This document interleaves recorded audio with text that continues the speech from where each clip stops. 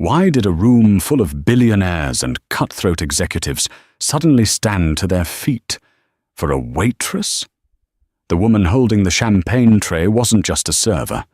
She was the wife of the host, Marcus Thorne, a man who thought he had the world on a string.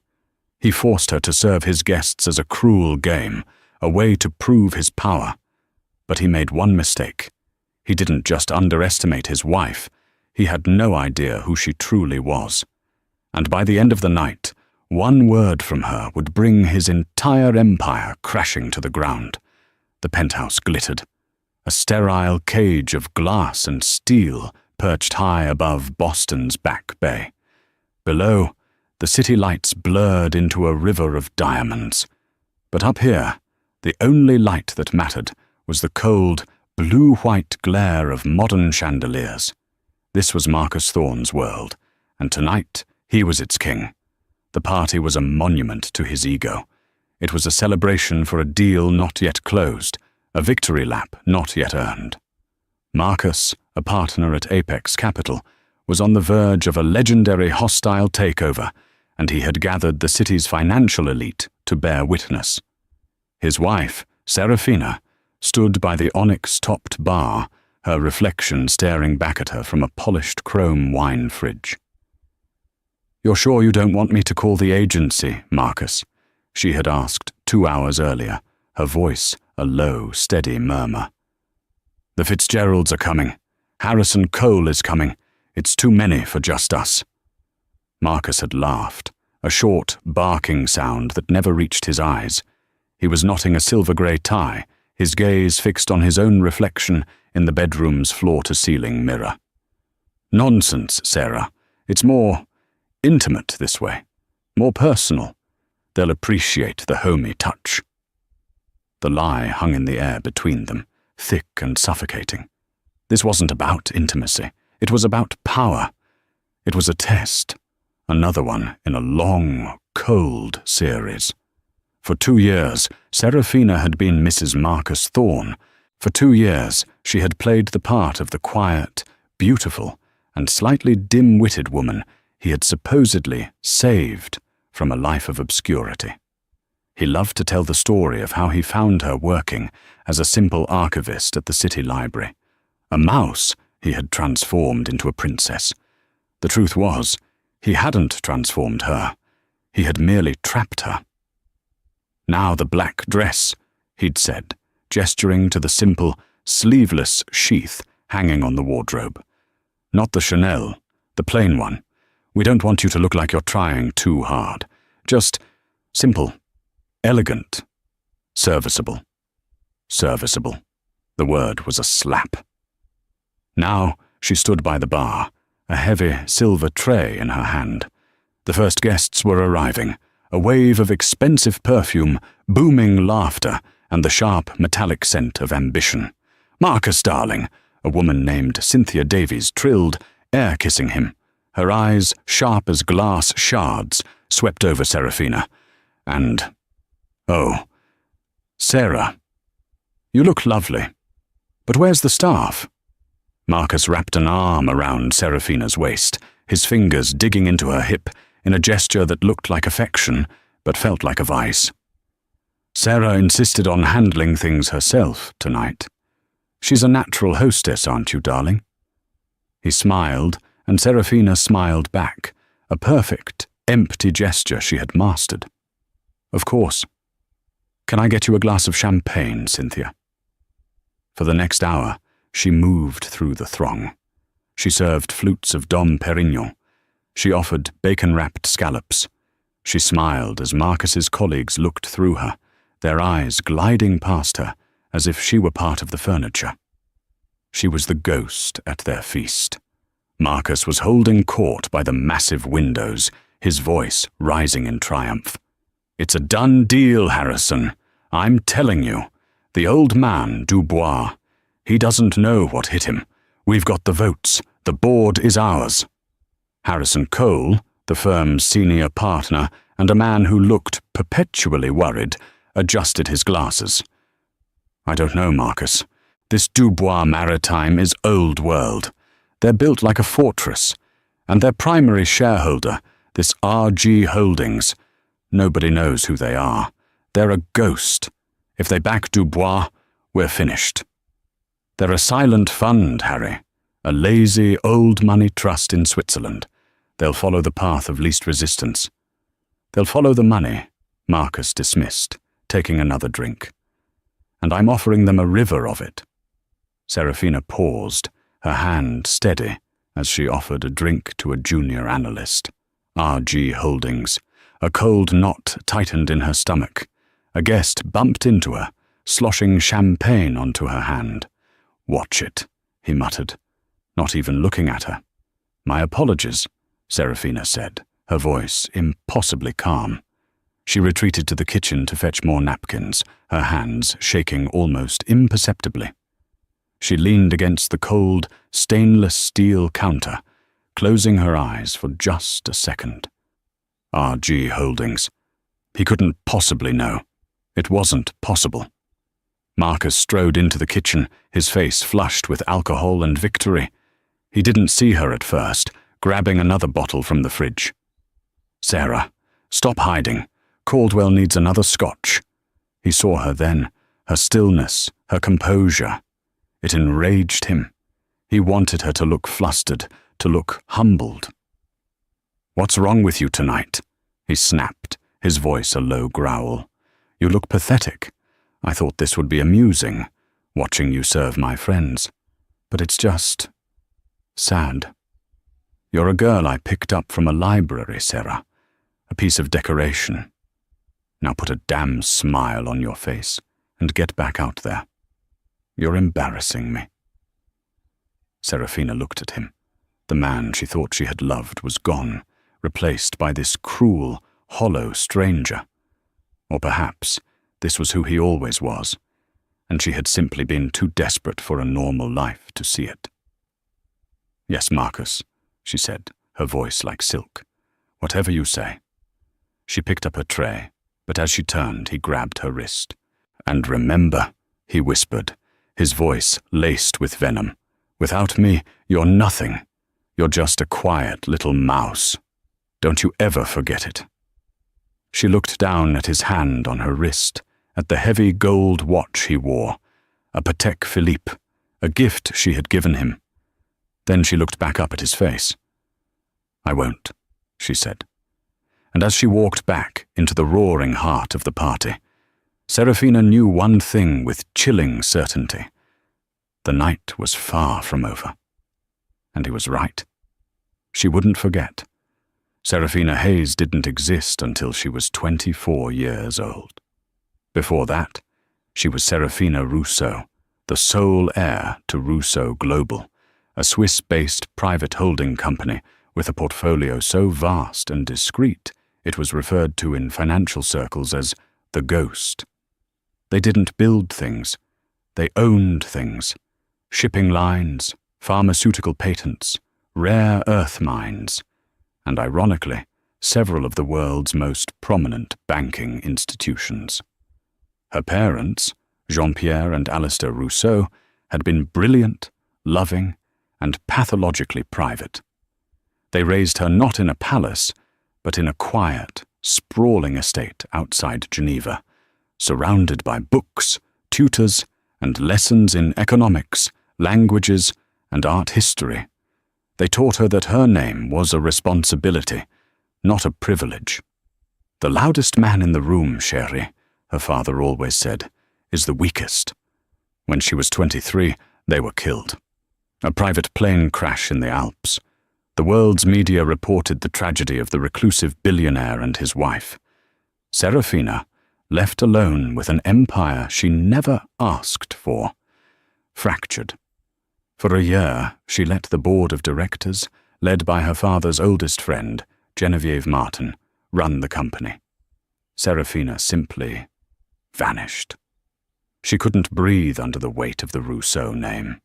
She wanted to know if a single person on Earth could see her, not the heiress, not the portfolio, just the woman who loved Russian literature and preferred rainy days. She created Serafina Hayes using her mother's maiden name.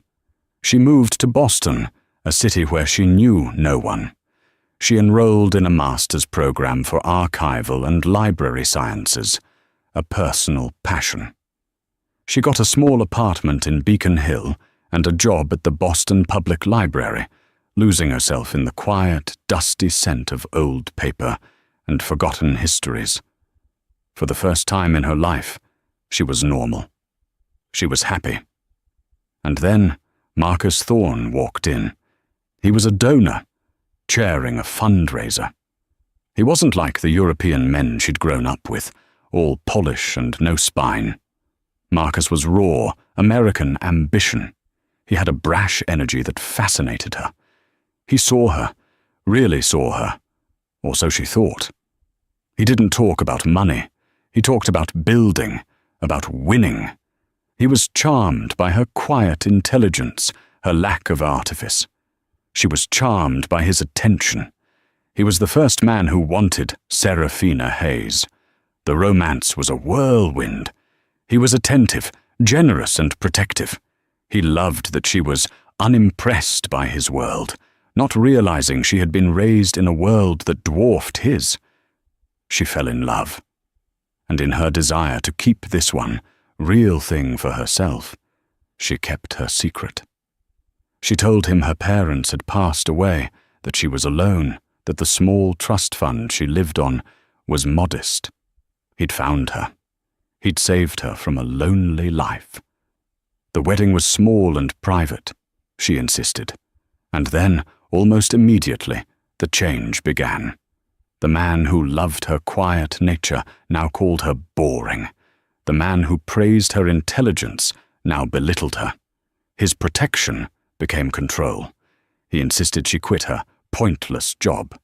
He moved them from his Back Bay condo to the sterile penthouse. He isolated her. Serafina, the woman trained to analyze complex market strategies, realized she had made the most foolish investment of her life. She had given her heart to a man who didn't want a partner. He wanted a possession, a beautiful, silent accessory to prove he had class. She stayed, not out of weakness, but out of strategy. She saw the rot in his character and began to suspect it ran through his business. She endured the humiliation, the casual cruelty, the lonely nights. She watched. She listened. And in the dead of night, she made quiet, encrypted calls to Geneva. Genevieve, she'd murmur into her secure phone. Run a check on Apex Capital. I want to know everything. Their leverage, their exposure, their partners. Serafina, mon Dieu, Genevieve's voice would crackle back. Just come home. Why are you playing this game with this child? He's not a child, Jen. He's a predator. And he's my husband. I need to be sure. I won't run. I am my father's daughter. I will walk out, and I will do it when I am ready. For 6 months, she had been planning her exit. She'd been setting up a new foundation, arranging for the quiet transfer of assets, and, with Genevieve's help, tracking Marcus's own finances. She knew he was over-leveraged. She knew he was reckless. What she didn't know, until this party, was his target. Dubois Maritime. She wanted to laugh, a bitter, hysterical sound. It wasn't just a company. It was her grandfather's first acquisition. It was the bedrock of the Rousseau portfolio. Marcus wasn't just a bully. He was an idiot, a blind, arrogant fool who was trying to stage a hostile takeover of his own wife's company. And RG Holdings, the ghost shareholder he was so certain would follow the money? That was her. The game was over. He had just handed her the checkmate. Serafina returned to the living room, her composure a mask of porcelain. The air was thick with smoke and self-congratulation. Marcus was now at the center of the room, a glass of scotch in hand, regaling Harrison Cole and 2 other partners with his battle plan. The old man, Arnaud Dubois, he's a relic, Marcus sneered, and several people chuckled. He still believes in handshakes and gentlemen's agreements. I'm running circles around his legal team. He won't even know we've taken the company until I'm sitting in his chair." "What about the employees?" asked a junior partner, David. "They're one of the few shipping firms left with a full pension and benefits package. The unions are strong." "Unions?" Marcus scoffed. "Pensions? That's the first thing we gut. We strip the assets, sell the fleet, and leverage the port contracts. The company is fat. We'll trim it to the bone. That's where the real profit is." Serafina felt a chill. Her grandfather had known the dock workers. He'd built that company with them. This wasn't just business, it was desecration. She moved toward them, her tray held high.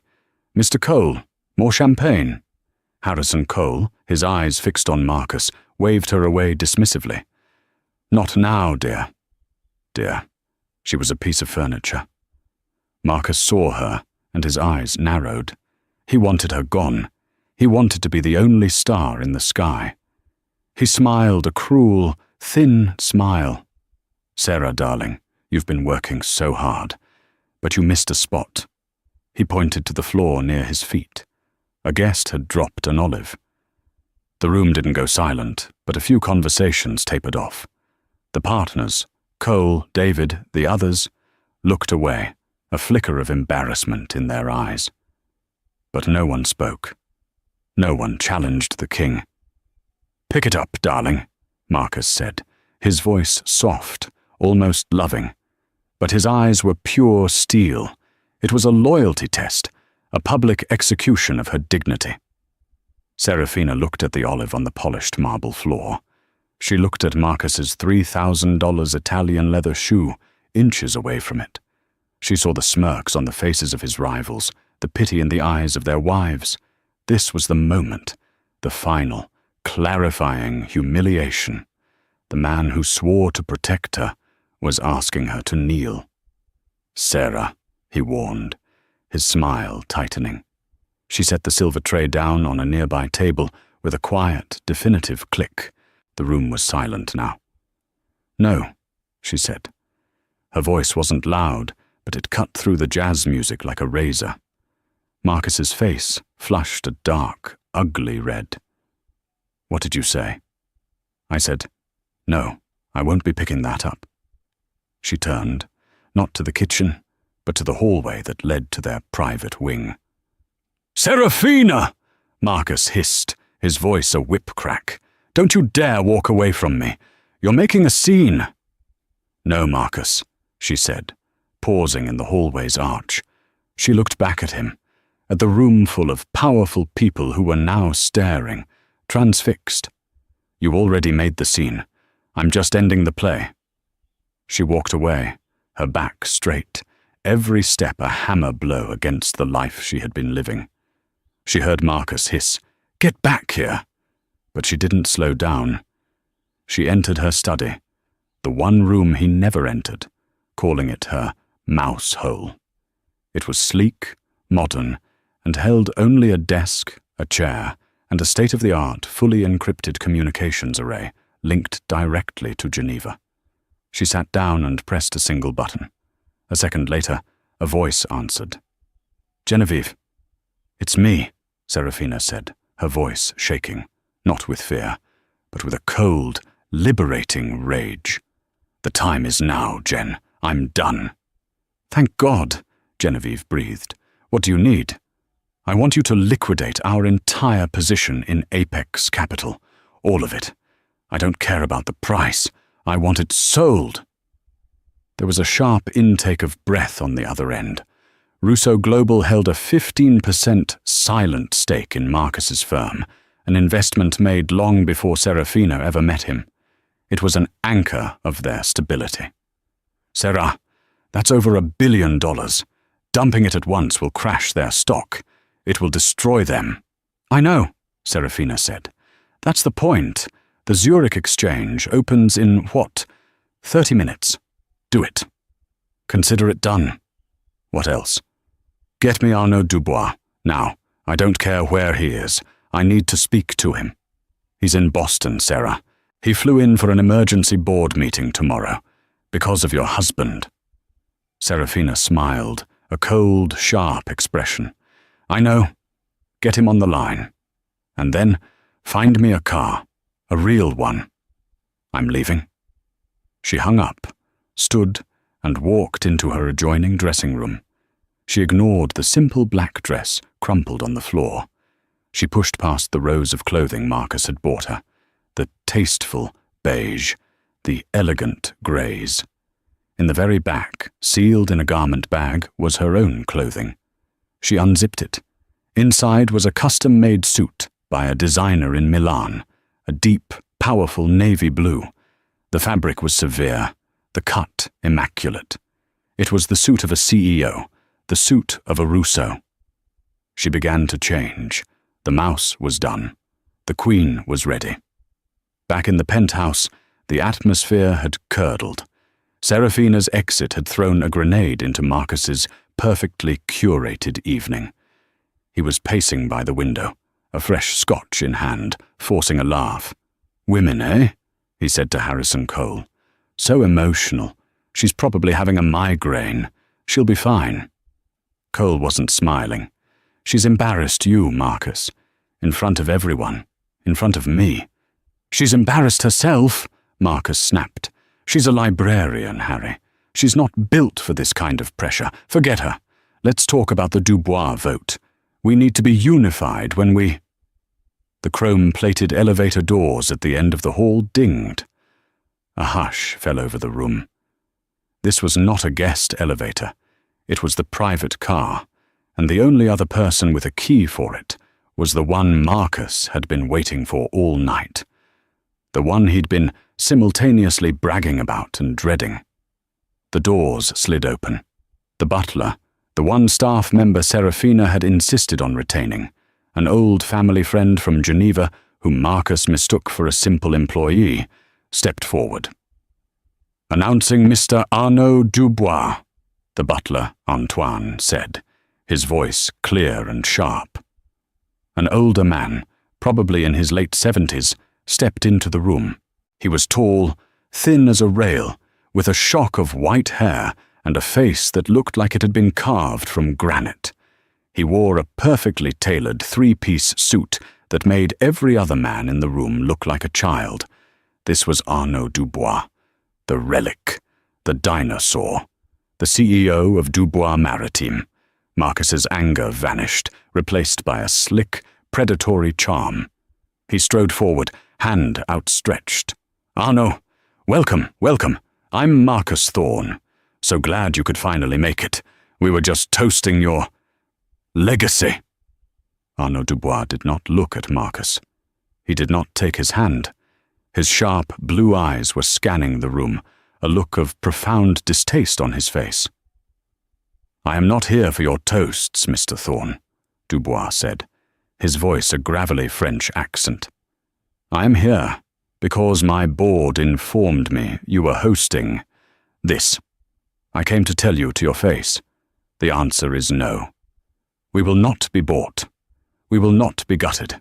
You and your vulture firm can go back to whatever hole you crawled out of." The colour drained from Marcus's face. Harrison Cole stepped forward, his hands raised placatingly. "Now, Arnaud, let's not be hasty. The offer is more than generous. Our shareholders—" "Your shareholders?" Dubois interrupted, his voice rising. "Your shareholders are children playing with matches. The real power, the only power that matters in this deal, is RG Holdings, and they have not, and will not, approve this circus. I came here as a courtesy. Now, if you'll excuse me." He turned to leave. "Wait," Marcus said, desperation creeping into his voice. "RG Holdings, they're just a name on a page. They're silent. They don't even know who you are." Dubois stopped. He turned back slowly, a look of pity on his aged face. "They know exactly who I am, monsieur, and it is clear you have no idea who they are." It was at that exact moment that Serafina returned. She emerged from the hallway, not in the simple black dress of a servant, but in the navy blue suit. Her hair, once in a simple bun, was down, falling over her shoulders in a sleek, dark wave. She wore a string of simple, perfect pearls. She looked, in a word, regal. The room, already quiet, went utterly still. Marcus stared, his mouth opening and closing. "Sarah, what the hell are you wearing? I told you to go to your room." Serafina didn't look at him. Her eyes met Arnaud Dubois'. Arnaud froze. He stared at her, his granite expression crumbling. His eyes widened, first in disbelief, then in confusion, and then in a sudden, blinding flash of complete and total recognition. He bowed. It wasn't a nod, it wasn't a small inclination of the head. It was a full, formal, European bow from the waist, a gesture of profound and undeniable respect. "Madame," he breathed, his voice cracking with shock. "Forgive me. I had no idea." Marcus Thorne's world stopped. He looked at the scene, and his brain simply refused to process it. Arnaud Dubois, the titan of industry, the man who had just spat in his face, was bowing to his wife, to Sarah, the librarian. "Arnaud? What are you doing?" Marcus laughed, a high-pitched, nervous sound. That's just my wife, Sarah. Serafina, get up, you're making a scene." Dubois straightened up, but his eyes never left Serafina. He completely ignored Marcus, as if he were a buzzing fly. "Madame Rousseau," Dubois said, his voice filled with an awe that silenced the remaining whispers. "You are in Boston? Why did no one inform me? I would have come to you." "Genevieve," she said nothing. The name hit the room like a thunderclap. Rousseau. Harrison Cole, who had been staring at Serafina's suit, turned sheet white. He was a man who lived on names, on connections, and that was a name he knew. "Rousseau?" Cole whispered, his voice hoarse. "As in, Rousseau Global?" Dubois looked at Cole, his confusion turning to anger. He gestured to Serafina. "But of course, this is Madame Serafina Rousseau, the principal owner of RG Holdings, and therefore my majority shareholder, the woman I answer to." He turned back to Serafina, his expression hardening as he took in the scene again, the half-eaten trays of food, the glittering, hostile crowd, and Marcus, frozen in his arrogant posture. "Madame, what is this? Why are you here? In this man's house?" Serafina finally looked at her husband. Her gaze was not sad or angry or hurt. It was cold. It was the look of a CEO evaluating a failed asset. "This man," she said, her voice clear and carrying, "is my husband." A collective, audible gasp sucked the air from the room. Cynthia Davies, the woman who had smirked as Marcus ordered Sarah to pick up the olive, looked as if she was going to faint. Marcus was shaking his head, a grotesque smile plastered on his face. No, you're lying. She's Serafina Hayes, from the library. Her parents are dead. She has no one. She has nothing." "My parents are dead, yes," Serafina said, taking a step toward him. "They were Jean-Pierre and Alistair Rousseau. I was an archivist. I used my mother's maiden name, Hayes, to live a normal life. A life where I hoped to find someone who valued me." She let that hang in the air. "And you did," she continued, her voice devoid of emotion. "You valued me as a decoration, a mouse you could control, a nothing you could show off." "No," Marcus stammered, his bravado shattered, revealing the terrified small man underneath. "Sarah, baby, this is a joke, right? A crazy, elaborate joke." Harrison Cole, his face ashen, his entire career flashing before his eyes, suddenly understood. He understood the hostile takeover, He understood RG Holdings. He understood the power dynamic in the room had just reversed with the force of a tidal wave. He abruptly stood up from his chair, his knees almost buckled. "Madame Rousseau," he stammered, his voice choked. I had no idea. My apologies." His standing was a signal. The other two partners at his table, seeing their boss on his feet, scrambled to stand as well, their chairs scraping on the marble. A ripple effect went through the room. The junior analysts, the rival hedge fund managers, the bankers, one by one they all got to their feet. Not for Marcus, not for the party. They stood up out of shock, out of fear, and out of a sudden, desperate respect for the woman they had mistaken for a servant. The woman who, it was now clear, owned every single person in that room. Within 10 seconds, every guest at the party was standing, all except one.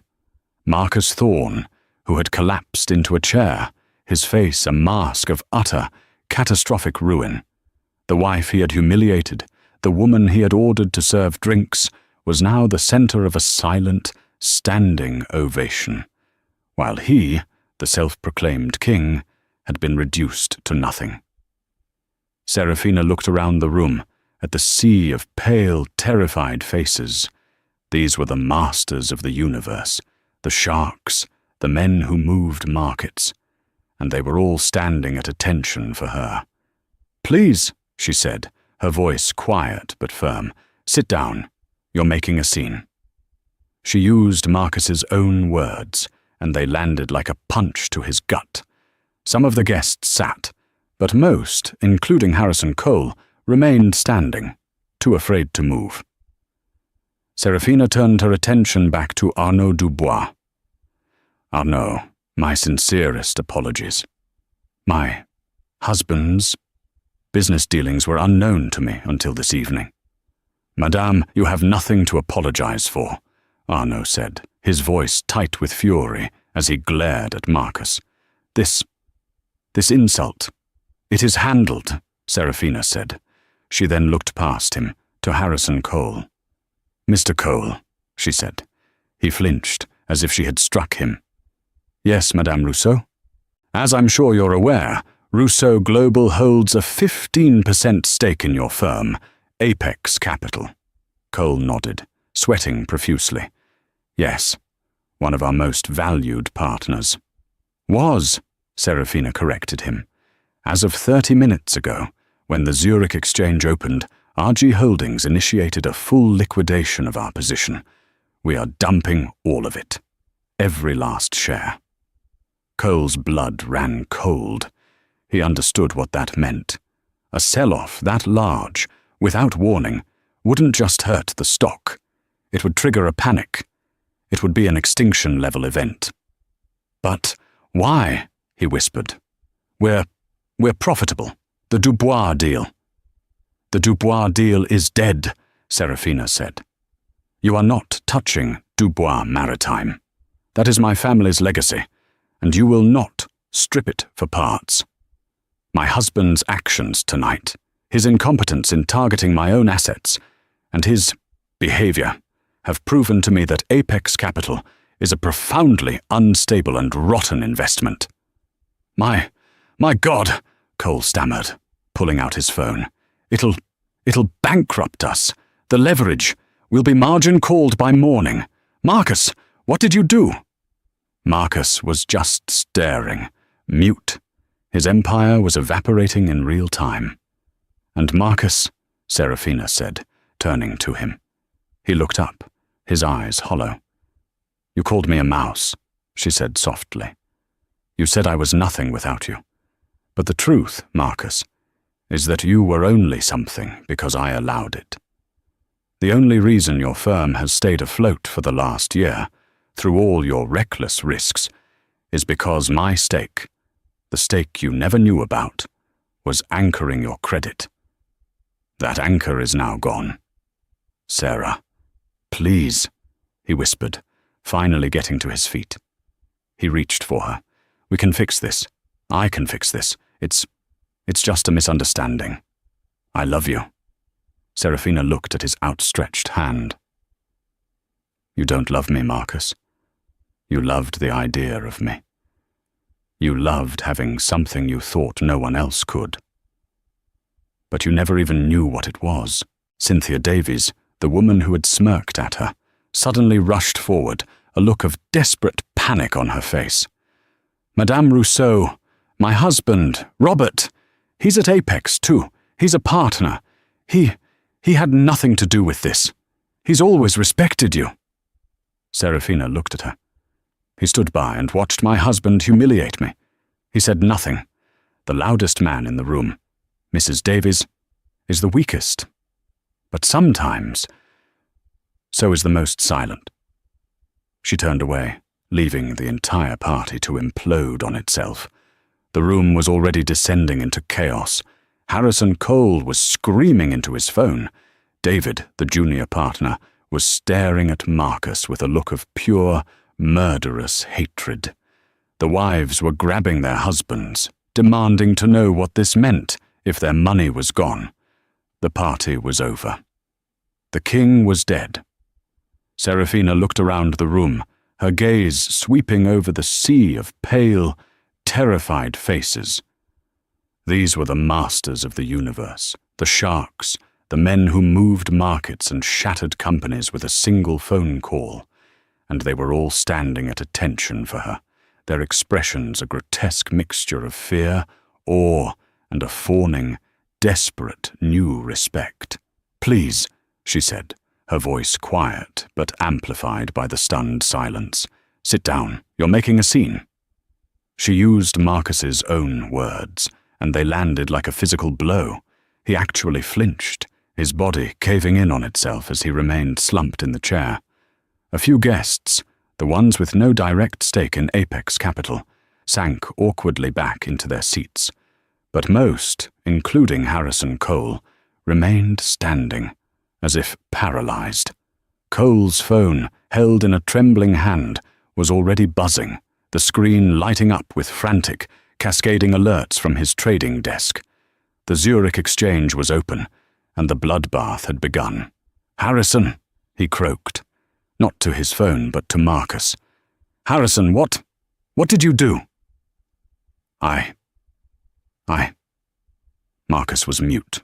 His world had been deconstructed, atom by atom, in less than 5 minutes. He was staring at Serafina, but he wasn't seeing her. He was seeing the ghost of his future, a barren, empty landscape. Serafina turned her full attention to Arnaud Dubois, the chaos of the room and her husband's breakdown fading into the background. For her, the emotional part was over. This was now triage. "Arnaud," she said, her voice crisp and professional, "my sincerest apologies. My husband's business dealings, his reckless attempt to leverage my own assets, were unknown to me until this evening. It is a profound failure of judgment on my part, one I am now correcting." "Madame," Arnaud said, his voice tight with a lifetime of protective loyalty, "you have nothing to apologize for. This insult." He glared at Marcus with a look of pure, unadulterated contempt, the kind a king might reserve for a jester who had tried to steal his crown. "It is handled," Serafina said. She then looked past him, her eyes locking onto Harrison Cole. The man was visibly sweating, his expensive, hand-stitched suit suddenly looking cheap and ill-fitting. "Mr. Cole," she said. He flinched, as if she had struck him. Yes, Madame Rousseau. As I'm sure your phone is telling you, Rousseau Global holds, or rather, held, a 15% stake in your firm, Apex Capital. It was an ancestral investment, one my father made decades ago." Cole nodded, unable to speak, his throat working. He knew that stake. It was their anchor, the dumb money, as Marcus had once called it, that provided the stability and credit for all their high-risk, high-leverage plays.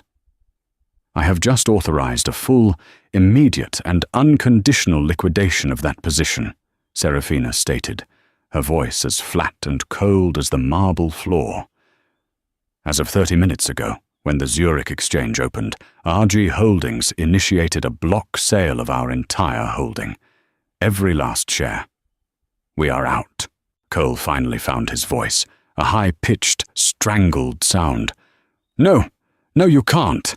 A block sale that size. Without warning. It won't just crash the stock. It will trigger the covenants, the margin calls. It'll extinguish us. That is the intent, Serafina said. But why? Cole shrieked, finally breaking, his terror overriding his awe. Why? We're profitable. The Dubois deal. It was sound. It was... The Dubois deal is dead, Serafina cut him off, her voice dropping a decibel, becoming even more dangerous. You are not touching Dubois Maritime. You will not strip it for parts. That company was my grandfather's. It is my family's legacy. Your partner's actions tonight, his breathtaking incompetence in targeting my own assets without even knowing who they belonged to, and his personal behavior have proven to me that Apex Capital is not just a high-risk investment. It is a profoundly unstable and rotten one. My board doesn't tolerate rot, Mr. Cole. We cut it out.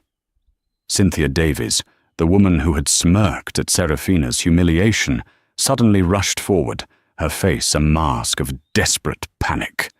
Her husband, Robert, was a junior partner at the firm, and his entire net worth was tied up in Apex stock. "Madame Rousseau!" she cried, her voice shrill. "Please!" "My husband, Robert, he had nothing to do with this. He's a partner, yes, but he had no say in the Dubois deal. He's always respected you." Serafina looked at Cynthia, her expression unreadable. "Has he? He stood 6 feet away and watched my husband order me to my knees to pick up an olive. He said nothing. He found it amusing. The loudest man in the room, Mrs. Davies, is often the weakest. But sometimes, so is the most silent one. Your husband's silence was his vote." Cynthia stumbled back, as if she'd been slapped, tears of pure, selfish terror streaming down her face. The room was now imploding. The dam of social decorum had burst. Harrison Cole was openly screaming into his phone, "Sell! Sell everything! I don't care about the price. Get us liquid. Call legal. Call them now." David, the junior partner who had questioned the ethics of the takeover, was staring at Marcus, not with panic, but with a look of pure, murderous hatred. "You," David seethed, "you arrogant hollow. You destroyed us. You destroyed me. For what? For a game? To make your wife serve drinks?" The other guests, the ones not tied to Apex, were backing away, their own phones out. They were not calling for help. They were sharks who had scented blood. They were calling their own brokers. "Short Apex Capital, all of it. Leverage it to the hilt," one rival hedge fund manager whispered into his phone. "It's going to zero by morning. This is the kill shot." "Dump anything with Apex as a counterparty," another woman instructed. "I want zero exposure. Now." This was the real party, the feeding frenzy. And in the center of it all, Marcus Thorne remained in his chair, a man hollowed out. He had lost his company. He had lost his reputation. He had lost his future. Serafina turned her back on him. She turned her back on all of it. The noise, the panic, the screaming. It was just static, the sound of a world she was no longer a part of. "Antoine," she said, her voice cutting through the din. The butler, who had been standing by the private elevator, his face perfectly composed, stepped forward. There was a small, proud, almost feral smile on his lips. "Yes, madame. My car is waiting downstairs. Please inform Genevieve that I am on my way. We will fly to Geneva tonight. I want a full forensic audit of all assets connected to Apex Capital and a background file on every single guest who was in this room. I want to know who they are, where their money is, and who they are loyal to, by the time I land." "Of course, Madame Rousseau," Antoine said. "And Antoine, have the locks on this apartment changed by morning. All codes, all keys. Mr. Thorne will be indisposed. I'm sure Mr. Cole's legal team will see to that." "With the utmost pleasure, madam," Antoine said, bowing as he pressed the call button for the elevator. Serafina took a step toward the hallway, toward the exit, her head held high. Arnaud Dubois fell into step beside her, a silent, granite guardian. She was almost clear. "Sarah, wait!" A final broken voice. Marcus. He was on his feet, stumbling toward her, his face a horrifying mask of sweat, desperation, and a final sputtering ember of his former arrogance. He looked like a cornered animal. "Sarah, please!" He grabbed her arm, his fingers digging into the fine wool of her suit. His grip was surprisingly strong, the last act of a drowning man. "You can't do this. You can't just leave." Serafina stopped. She didn't flinch.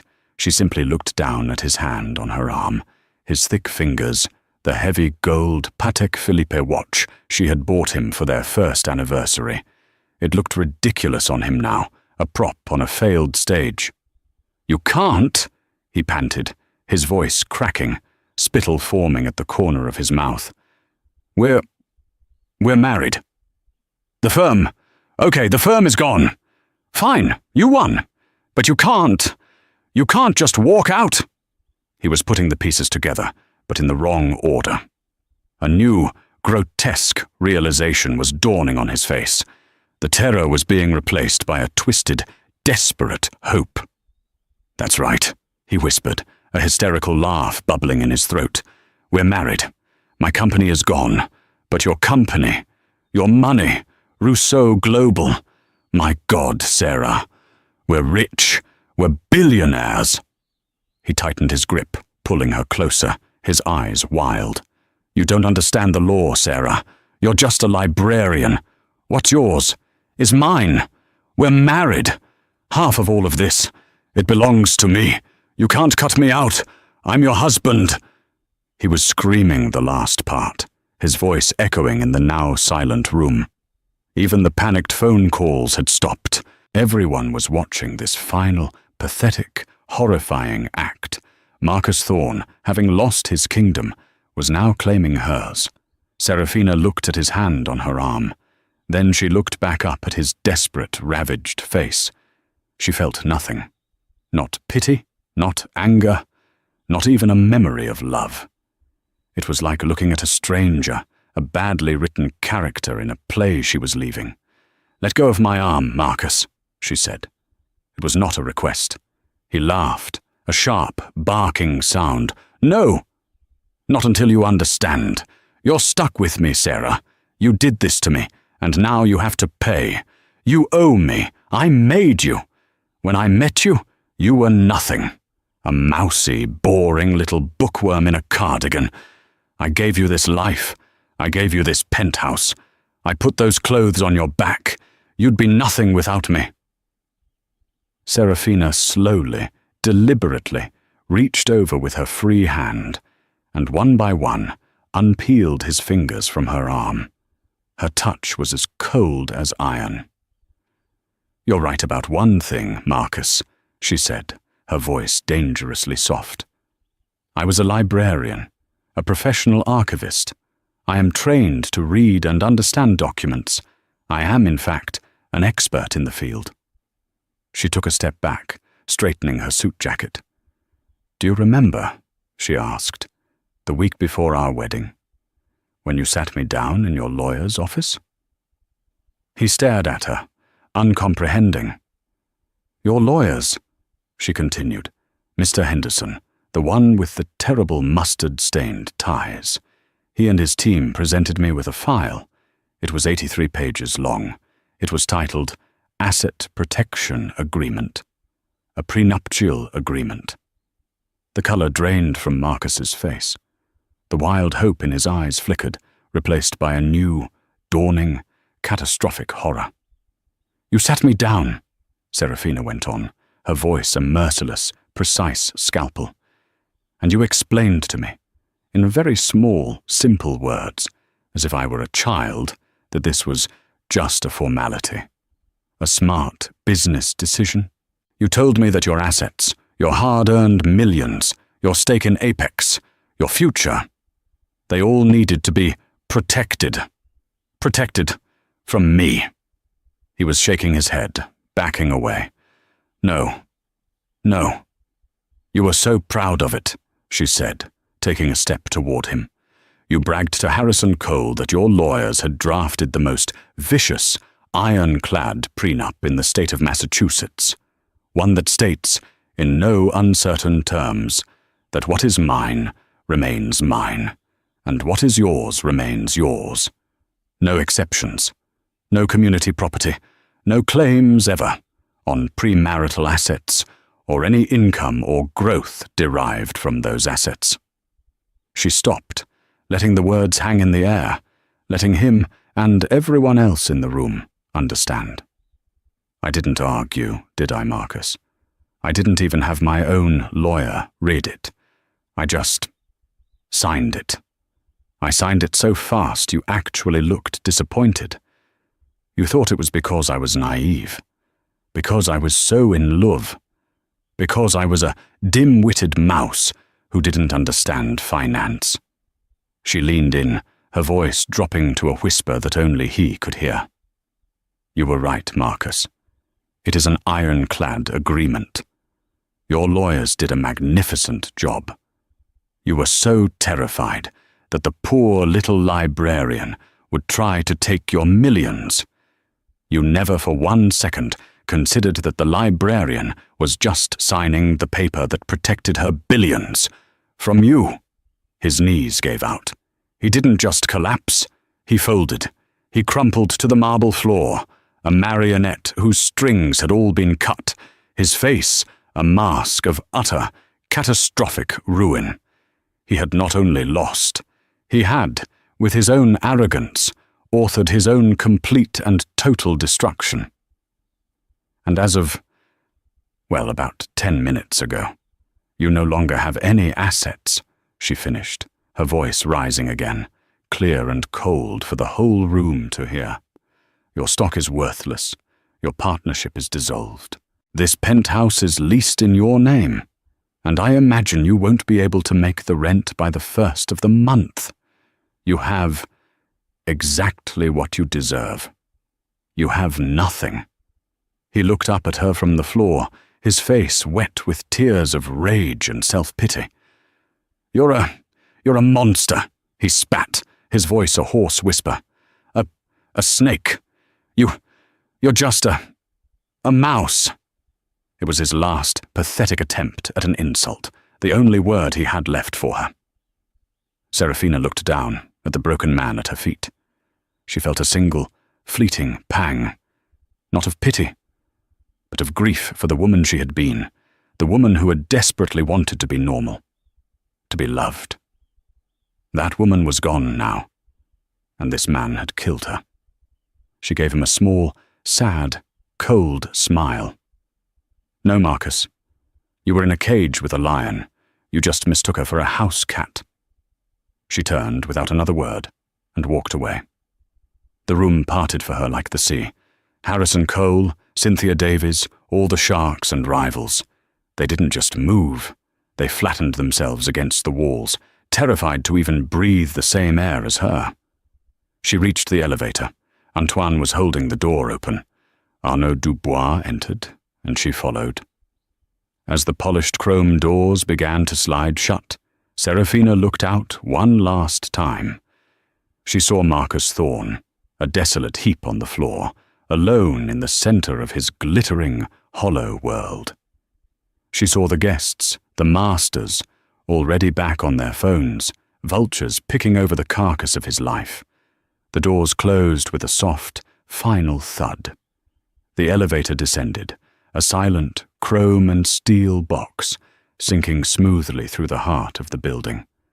The three of them stood in silence, the muffled chaos of the party fading above them until it was gone, replaced by the quiet hum of the machinery. When they reached the lobby, a vast, empty expanse of travertine and dark wood, Arnaud cleared his throat. "Madame," he said, his voice gruff with emotion. "That was, well, it was overdue, Arnaud," Serafina said, adjusting the cuff of her suit jacket. The weight of the last 2 years, the weight of the lie, was lifting from her shoulders. But she could feel the familiar weight of the Rousseau name settling back in its place. It was heavier, but it was hers. They walked out of the building's massive bronze doors and into the cold, sharp November night. The Boston air felt clean. At the curb, a black, unadorned and clearly armored Maybach was waiting, its engine purring. A driver, a man with the build of a linebacker and an earpiece, immediately exited and held the rear door open. Arnaud, ever the gentleman, gestured for her to enter, but Serafina paused on the sidewalk. She pulled out her own secure satellite phone. She pressed a single number. "Genevieve," she said.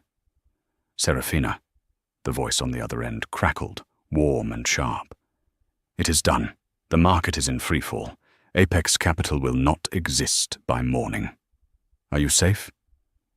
"I am safe, Jen," Serafina said, looking up at the glittering penthouse, so high above them. From down here, it was just another light in the sky, indistinguishable from the rest. "The locks are being changed. The audit is starting. I'm with Arnaud." "Good. Arnaud, I trust you have the plane ready." Arnaud, who could hear her, nodded. "Wheels up in 2 hours, Genevieve. We will be in Geneva by morning." "Excellent," Genevieve's voice replied. "The board is anxious." "They'll have to wait," Serafina said. "I'll see them after my meeting." "Meeting?" Genevieve asked. "What meeting?" Serafina smiled, a true, real smile, and got into the car. Arnaud followed, sitting opposite her. The driver closed the door, sealing them in a world of quiet leather and tinted glass. "Arnaud," Serafina said, ending the call with Genevieve, "you still have that 8 a.m. emergency board meeting for Dubois Maritime, correct? The one Mr. Thorne called?" Arnaud looked at her, a slow, appreciative smile spreading across his granite features. "Yes, madame. I do." "Good," Serafina said. She leaned forward, her eyes bright and alive, all traces of the mouse gone, all traces of the victim erased. "What now, you ask?" "Now we go to work. I want to be in my grandfather's chair when that meeting begins." In the end, Marcus Thorne wasn't destroyed by a market crash or a bad deal. He was destroyed by his own ego. He thought he was playing a game of chess, but he never bothered to look at the woman sitting on the other side of the board, the one who owned all the pieces. Serafina Rousseau didn't just walk away. She took the entire board with her. The story is a powerful reminder that the quietest person in the room is often the most powerful one. And you should never, ever underestimate the person you think you can control. Thank you so much for watching. This story was a wild ride, and if you enjoyed this drama, please let me know in the comments. What do you think Marcus did the next day? And don't forget to like, share, and subscribe to the channel for more incredible real-life stories. Hit that notification bell so you never miss an update. We have a new story coming very soon. See you next time.